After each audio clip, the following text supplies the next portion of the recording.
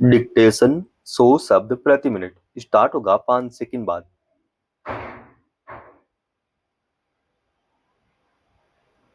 Start. हम सभी यह सुनते और जानते हुए बड़े हुए हैं कि जल है तो जीवन है। इसके बावजूद जल का अपव्यय करते हैं। जिस गति से संचय करने की बात की जाती है उससे कई गुना पानी की बर्बादी होती है। कहीं भी सड़कों पर पानी बहते हुए देखा जा सकता है। यही कारण है कि भारत में जल संकट अब भविष्य की चेतावनी नहीं, वर्तमान की कठोर सच्चाई है। देश के अनेक हिस्सों में भूजल स्तर नीचे जा चुका है। नदियां प्रदूषण से बेहाल हैं। शहरों की जल आपूर्ति व्यवस्था दबाव में है। लोग पानी के लिए घंटों इंतजार में खड़े रहते हैं। जलवायु परिवर्तन ने वर्षा को भी इतना अनिश्चित बना दिया है कि कहीं बाढ़ और कहीं सूखा एक साथ दिखाई देता है। समस्या केवल पानी की कमी की नहीं है। असली संकट यह है कि प्रकृति की अपनी सीमाएं हैं।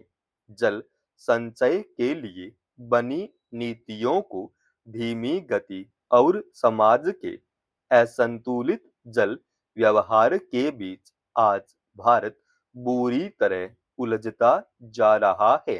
भारत में जल संकट इसलिए भी जटिल है क्योंकि यहाँ पानी का सवाल सिर्फ पर्यावरण का नहीं बल्कि कृषि, स्वास्थ्य, शहरीकरण, सामाजिक न्याय और शासन व्यवस्था सबसे जुड़ा है। भूजल पर भारत की निर्भरता बहुत गहरी है।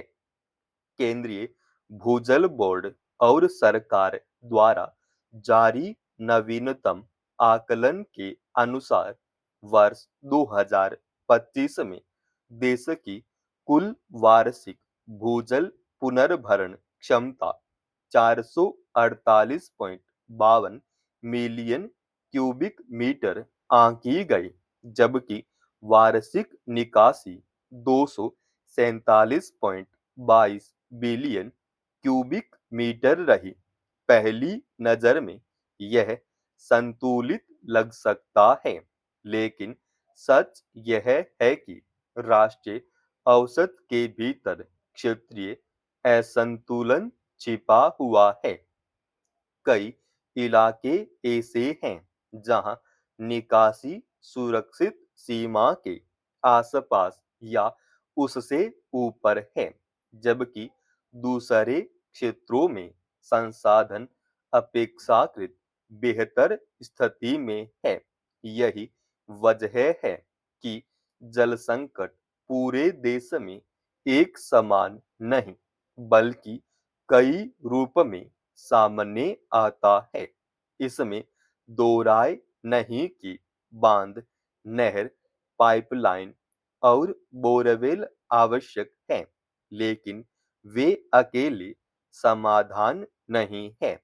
अब जरूरत इस बात की है कि जल नीति आपूर्ति बढ़ाने से आगे बढ़कर मांग प्रबंधन, जल गुणवत्ता पुनर्भरण, पुनर्चक्रण और स्थानीय जल शासन पर जोर दे।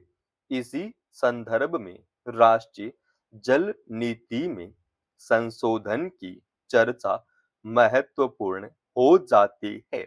लंबे समय से यह महसूस किया जा रहा है कि वर्ष 2012 में अद्यतन हुई नीति अब मौजूदा चुनौतियों के लिए पर्याप्त नहीं है।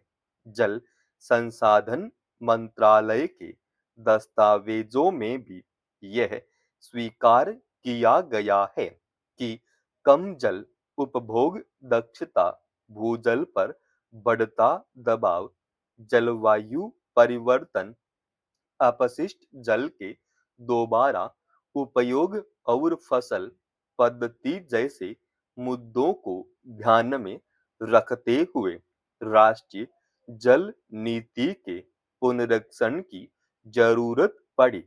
मिहिर शाह समिति इसी उद्देश्य से गठित की गई थी। बुनियादी सवाल यह है कि जब संकट इतना स्पष्ट है तो सुधार की गति इतनी धीमी क्यों है?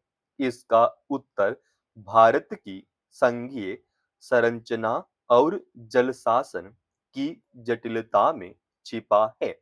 जल राज्यों का विषय है, केंद्र दिशा दे सकता है, योजनाएं बना सकता है, वित्तीय सहायता दे सकता है, पर वास्तविक क्रियान्वयन राज्यों, स्थानीय निकायों और विभागीय तंत्र के माध्यम से ही होता है।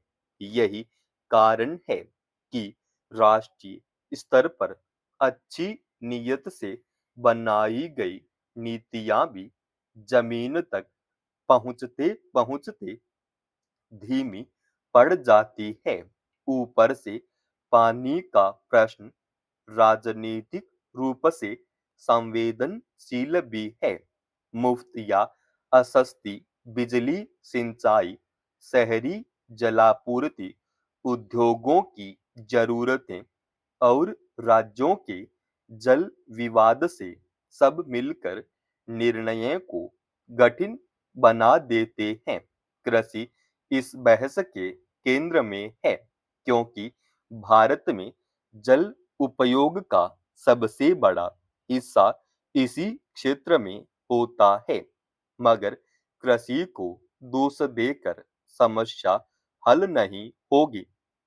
असल बात यह है कि दशकों से नीतिगत ढांचा ही ऐसे फसल को बढ़ावा देता रहा है जो कई क्षेत्रों में जल उपलब्धता के अनुकूल नहीं है। जहां पानी सीमित है, वहां भी धान या गन्ने जैसी फसलों की खेती जारी रहती है, जिसमें पानी की अधिक जरूरत होती है। इस परिस्थिति में यदि जल संरक्षण की बात की जाए तो किसानों को विकल्प तकनीक, सिंचाई, बाजार और मूल्य का आश्वासन भी देना होगा। समस्या का दूसरा बड़ा कारण जल गुणवत्ता है। कई बार पानी उपलब्ध होता है पर सुरक्षित नहीं होता। केंद्रीय भूजल बोर्ड की 2025 की वार्षिक भूजल गुणवत्ता रिपोर्ट और संसद में सरकार द्वारा साझा जानकारी बताती है कि परीक्षण के लिए एकत्रित 28.3% नमूनों में नाइट्रेट, फ्लोराइड और आर्सेनिक जैसी समस्याएं अभी भी गंभीर है।